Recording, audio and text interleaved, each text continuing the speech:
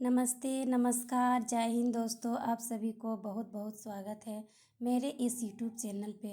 मैं अनीता कुमारी NCERT book 9th class का खंड 1 का घटनाएं और प्रक्रियाएं से पार्ट 1 करा चुकी हूँ, फ्रांस की क्रांति।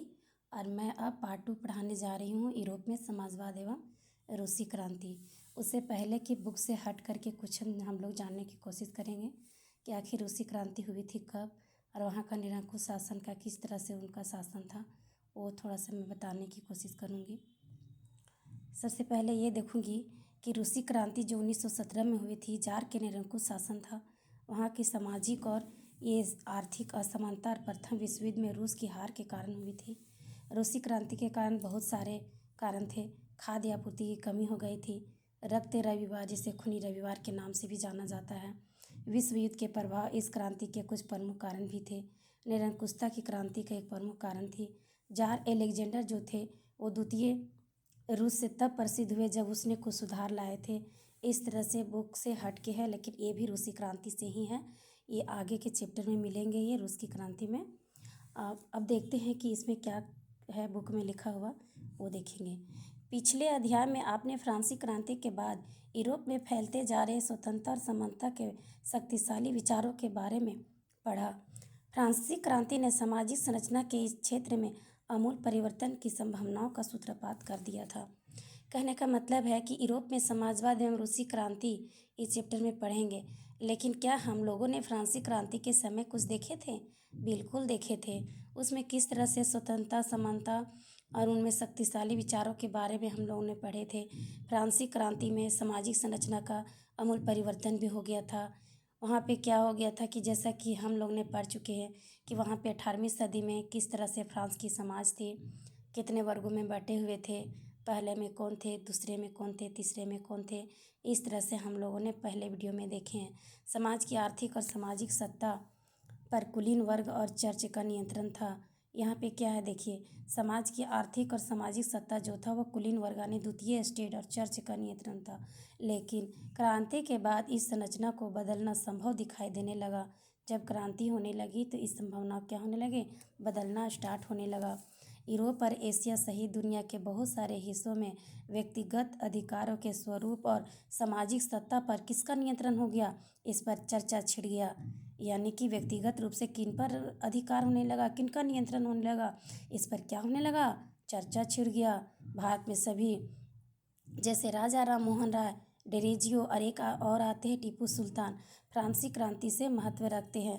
कहने का मतलब है कि अगर एग्जाम में पूछे कि फ्रांसीसी क्रांति में किन लोगों का नाम आते हैं, इनमें से किन लोगों का नाम आते हैं, जैसे कि राजा राम मोहन राय समाज सुधारक थे, और डेरेजियो एक और आते हैं टीपू सुल्तान, जो पिछले पार्ट में हम लोग पढ़े हैं, महत्व का उल्लेख किया।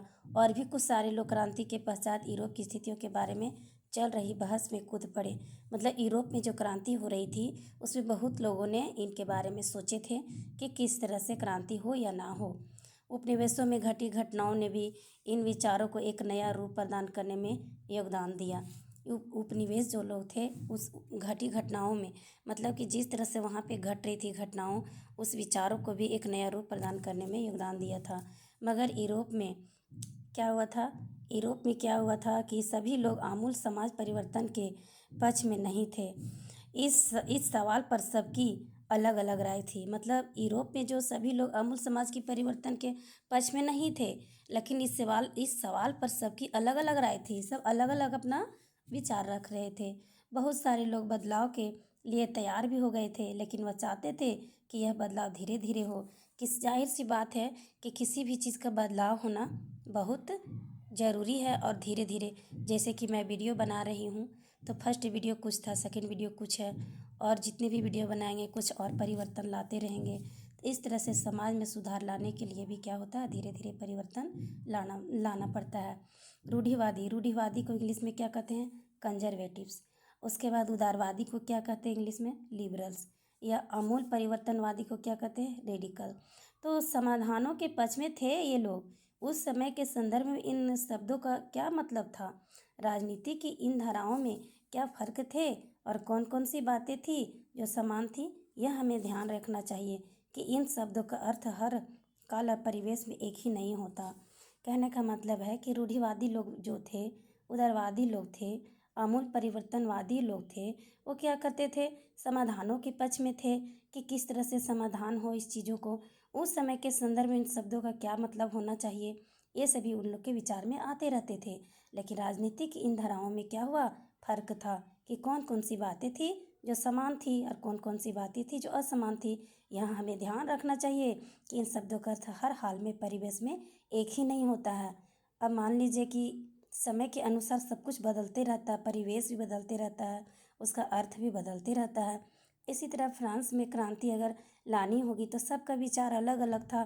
कोई जल्दी चाहते थे, कोई नहीं चाहते थे, कोई एकदम ही नहीं चाहते थे। तो इस अध्याय में हम 19वीं शताब्दी के कुछ महत्वपूर्ण राजनीतिक और परंपराओं का अध्ययन करेंगे।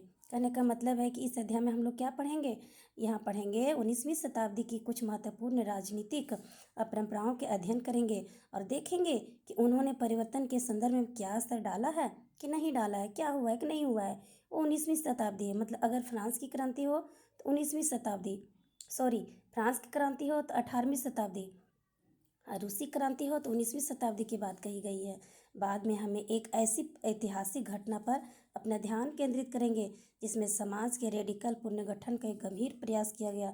रूस में हुई क्रांति के फलस्वरूप समाजवाद 20वीं सदी का स्वरूप तय करने वाले सबसे महत्वपूर्ण और शक्तिशाली विचारों की श्रृंखला का हिस्सा बन गया। कहने का मतलब है कि अब देखें हम लोग पीछे जो वीडियो बनाए थे उसमें कि 18वीं शताब्दी में किस तरह से फ्रांस की समाज थे, और इस अध्याय में हम लोग 19वीं शताब्दी की समाज के बारे में देख रहे हैं। उसके बाद फिर 20वीं सदी का स्वरूप भी तय करने का महत्वपूर्ण इस इनमें श्रृंखला का हिस्सा बन गया है। और उसके बाद क्या हुआ कि यहाँ पे देखते हैं अब उदारवादी, रेडिकल और रूढ़िवादी, मतलब समाज परिवर्तन के समर्थकों में एक समूह उदारवादी का था। उदारवादी ऐसा राष्ट्र चाहते थे जिसमें सभी धर्मों का बराबर का सम्मान हो। कहने का मतलब है जो उदारवादी लोग थे उनका दिल, विचार, मन सब क्या था, उदार प्रवृत्ति के था। वो सबका समान या बराबर सम्मान चाहते थे, जगह मिले।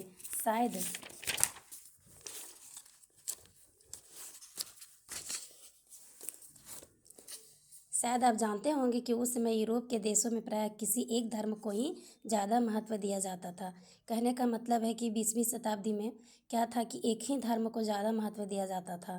ब्रिटेन की सरकार अगर ये धर्म को मानने के लिए तो तैयार थे तो चर्च और इंग्लैंड का समर्थन थे।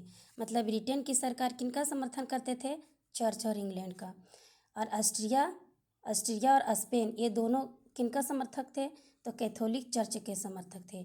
उदारवादी समूह वंश आधारित शासकों की अनियंत्रित सत्ता के भी विरोधी थे। मतलब उदारवादी समूह लोग जो थे वो वंश आधारित शासकों को अनियंत्रित सत्ता के भी विरोधी थे। मतलब उनका जो अनियमित तौर से जो सरकारें चलती थी वो उनका वे विरोधी थे। वे सरकार के समक्ष व्यक्ति मात्र के अधिकारों की रक्षा के पक्षधर थे। उनका वे जो थे उदारवादी लोग थे वो सरकार के समक्ष व्यक्ति मात्र के अधिकारों की रक्षा के पक्षधर थे। उनका कहना था कि सरकार को किसी के अधिकारों का हनन करने या उन्हें छीनने का अधिकार नहीं दिया जाना चाहिए। कहने का मतलब है कि किसी का भी अधिकार नहीं छीनना चाहिए, किसी के भी अधिकार का हनन करने से उन्हें छीनने का अधिकार नहीं दिया जाना चाहिए। यह समूह प्रतिनिधित्व पर आधारित एक ऐसी निर्वासित सरकार के पक्ष में था जो शासकों और अफसरों के प्रभाव से मुक्त था। मतलब ये जो प्रतिनिधित्व जो पर आधारित थी ये निर्वाचित सरकार के पक्ष में था, लेकिन शासकों और अफसरों के प्रभाव से क्या था, ये आज़ाद था, यानी कि मुक्त था। सुप्रशिक्षित न्यायपालिका क्या है, यहाँ पे सुप्रशिक्षित न्यायपालिका और स्थापित किए गए कानूनों के अनुसार शासन कार्य चलाए पर यह समूह लोकतंत्रवादी डेमोक्रेटेड नहीं था। ये लोग सार्वभौमिक वयस्क मताधिकार अन्य सभी नागरिकों को वोट का अधिकार देने के पक्ष में थे। कहने का मतलब है कि यहाँ पे आप लोग देख रहे हैं कि लोकतंत्रवादी क्या है, लोकतंत्रवादी यानी कि डेमोक्रेटेड नहीं चाहते थे कि सार्वभौमिक वयस्क मताधिकार अन्य सभी लोग का वोट का अधिकार देने के पक्ष में नहीं थे। ये लोग नहीं थे, उनका मानना था कि वोट का अधिकार केवल संपत्तिधारियों को ही की मिलना चाहिए। ये गलत बात है, संपत्तिधारियों ही क्यों देंगे, वोट देने का अधिकार तो सभी को है। इसके विपरीत रेडिकल समूह के लोग ऐसी सरकार के पक्ष में थे जो देश की आबादी के बहुमत के समर्थन पर आधारित हो। मतलब रेडिकल चाहते थे कि ऐसे सरकार का पक्ष में थे जो देश की आबादी के बहुमत के समर्थन पर आधारित हो। मतलब देश में जितना भी बहुमत होगा उनका समर्थन में थे ये रेडिकल पार्टी। इनमें से कुछ सारे लोग महिला मताधिकार आंदोलन के भी समर्थक थे। मतलब इनमें से कौन थे रेडिकल पार्टी में? ये लोग भी थे, समूह लोग, मतलब महिला मताधिकार आंदोलन के भी समर्थक थे, मतलब महिला लोग भी थी। उदारवादियों के विपरीत ये लोग बड़े जमींदारों और संपन्न उद्योगपतियों को प्राप्त किसी भी तरह के विशेषाधिकारों के खिलाफ थे।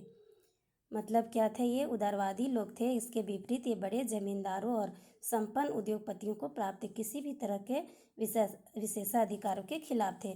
मतलब उनका किसी भी तरह के विशेषाधिकार छूट हो उससे क्या थे? ये खिलाफ थे। वे निजी संपत्ति के विरोधी नहीं थे। मतलब किसी के निजी संपत्ति के विरोधी नहीं थे, लेकिन केवल कुछ लोग के पास संपत्ति का संकेंद्रण का विरोध जरूर थे। मतलब किसी किसी के पास ज़्यादा संपत्ति थे तो उन लोगों के प्रति विरोध जता रहे थे।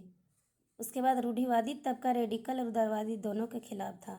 रूढ़िवादी तथा रेडिकल जो थे उदारवादी दोनों के खिलाफ था। मगर फ्रांसीसी क्रांति के बाद तो रूढ़िवादी भी बदलाव की जरूरत को स्वीकार करने लगे थे। मतलब पहले से रूढ़िवादी जो थे वो रेडिकल पार्टी थे, वो उदारवादी पार्टी से खिलाफ थे। लेकिन फ्रांसीसी क्रांति के बाद क्या हुआ कि रूढ़िवादी में भी बदलाव होने लगा और स्वीकार करने लगे थे। पुराने समय में यानी कि 18वीं शताब्दी में रूढ़िवादी आमतौर पर परिवर्तन के विचारों का विरोध करते थे। मतलब 18वीं शताब्दी में रूढ़िवादी क्या थे? वे परिवर्तन जो होता था उनका विचारों का विरोध करते थे। लेकिन 19वीं सदी तक आते आते वे भी मानने लगे थे। मतलब सभी चीज़ों को क्या करने लगे थे? रूढ़िवादी मानने लगे थे।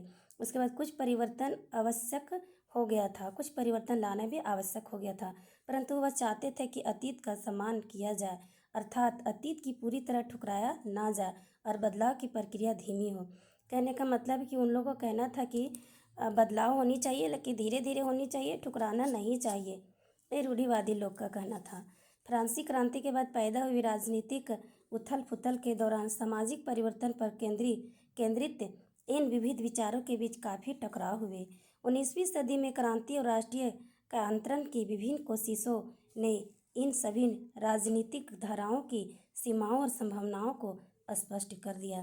कहने का मतलब है कि फ्रांसीसी क्रांति के बाद जो पैदा हुई थी राजनीतिक में उथल पुथल हुई थी, उसके सामाजिक परिवर्तन में जो केंद्रित विविध विचार के बीच जो टकराव हो रहा था, 19वीं सदी में क्रांति और राष्ट्रीय कायांतरण की विभिन्न कोशिशें ने इस सभी राजनीतिक धाराओं की सीमाओं और संभावनाओं को स्पष्ट कर दिया। कहने का मतलब है कि 19वीं शताब्दी आते सभी लोग क्या करने लगे कि ये रूस में किस तरह से समाज का परिवर्तन होना चाहिए, क्रांति होनी चाहिए या नहीं होनी चाहिए, उनमें मतलब कि कोशिश करते गए, हर तरह से कोशिश करते गए। और उसके बाद राजनीतिक मतलब जो परंपरा थी, सीमाएं थी, सब क्या होने लगे, संभावनाओं को स्पष्ट रूप से देखने को मिलने लगे। तो आज यहीं तक वीडियो बनाएंगे क्योंकि ज़्यादा बनाते हैं तो अपलोड नहीं होता है। उम्मीद है कि आप लोग को ज़रूर समझ में आया होगा। ये फर्स्ट चैप्टर में जो दिया हुआ है उसके बाद सेकंड चैप्टर में आए हैं। और उसके बाद एक दिन छोड़ के एक दिन वीडियो बनाएंगे। आप लोग ज़रूर देखिएगा मेरा वीडियो। धन्यवाद।